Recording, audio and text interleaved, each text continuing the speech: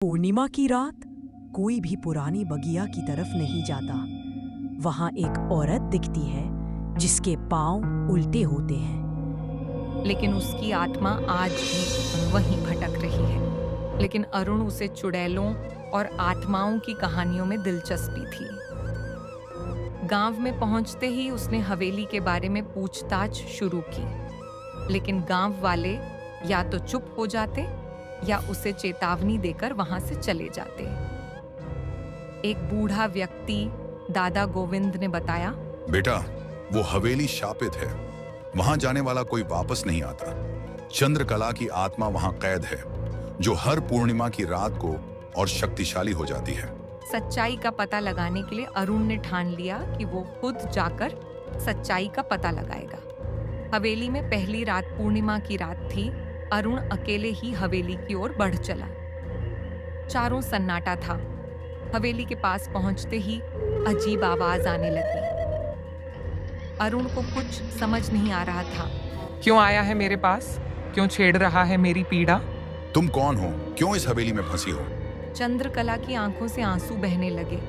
उसने बताया कि मैं एक नवविवाहिता थी। मुझे ससुराल वालों ने जिंदा जला दिया था क्योंकि मैं दहेज नहीं लाई थी। मरते वक्त मैंने शपथ ली थी कि मैं तब तक मुक्त नहीं होगी जब तक पूरा परिवार को मार न दूं। अरुण ने ठान लिया कि वह चंद्रकला की आत्मा को मुक्त करेगा। उसने तांत्रिक पुस्तकों से पढ़ा था कि आत्माओं को मुक्ति देने के लिए उन्हें न्याय दिलाना पड़ता है। वह गांव लौटा और चंद्रकला के पति के परिवार की जानकारी जुटाई। चौंकाने वाली बात यह थी कि वे सब एक एक करके रहस्यमयी तरीके से मर चुके थे। अब केवल एक बचा था, रघुनंदन, जो शहर में रह रहा था।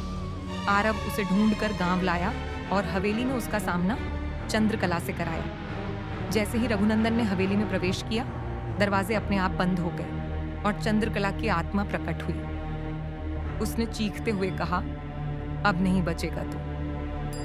रघुनंदन डर के मारे गिड़गिड़ाने लगा। माफ कर दो, मुझे नहीं पता था मेरे परिवार ने तुम्हारे साथ क्या किया था। मैं चुड़ैल बन गई हूँ, लेकिन मैं उस तांत्रिक को नहीं ढूंढ पा रही। इसका मतलब मेरा कातिल जब तक जिंदा है मुझे भटकना पड़ेगा।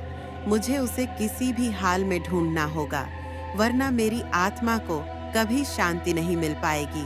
राम राम राम, कहीं ऐसा ना हो कि चुड़ैल मेरी गर्दन ही दबा दे। नहीं नहीं, लेकिन अपनी बहादुरी साबित करने के लिए थोड़ा रिस्क तो लेना ही पड़ेगा। जाल तू, जलाल तू, आए बलाक टाल तू। हे भगवान, बस किसी तरह मुझे इस चुड़ैल से बचा लेना। हे भगवान, ये क्या हो गया? मैं तो किसी को मुंह दिखाने के काबिल नहीं रहा। ये किस पाप की सजा दी है? लेकिन चंद्रकला की आंखों में दया नहीं थी। वह हवा में उठी और रघुनंदन को अपने हाथ से जकड़कर छत से टकरा दिया। उसकी मृत्यु वहीं हो गई।